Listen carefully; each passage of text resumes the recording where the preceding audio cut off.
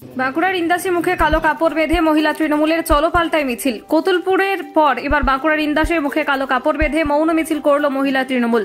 মহিলা তৃণমূলের দাবি, কেন্দ্রের সরকারের নেতৃত্বাধীন বিজেপি বারে বারে এ রাজ্যের মহিলাদের তুচ্ছতাচ্ছিল্য করছে, তার প্রতিবাদে তাদের এই মিছিল। সামনের লোকসভা নির্বাচনকে সামনে রেখে রাজ্যে সম্প্রতি মহিলা তৃণমূলের পক্ষ থেকে রাজ্যের প্রত্যেকটা ব্লকে চলো পাল্টায় মিছিল কর্মসূচি ঘোষণা করা হয়। মূলত মহিলা ভোট ব্যাংককে তৃণমূলের পক্ষে টানতেই এই কর্মসূচি ঘোষণা করে তৃণমূল।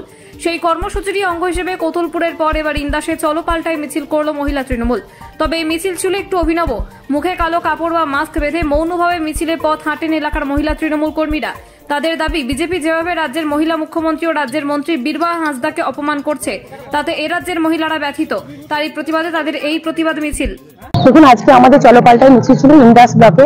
আপনারা জানেন, আমাদের ডিসেম্বরের 20 তারিখ থেকে একদম ফেব্রুয়ারি মাসের 6 তারিখ পর্যন্ত সারা রাজ্য জুড়ে মহিলাদের বিভিন্ন কর্মসূচি দিয়েছেন আমাদের রাজ্য মহিলা নেত্রী চন্দ্রিমা ভট্টাচার্য মহাশয়া, তারই নির্দেশে এবং আমরা এই যে চলো পাল্টায় মিছিল করছি ইন্দাস ব্লকে।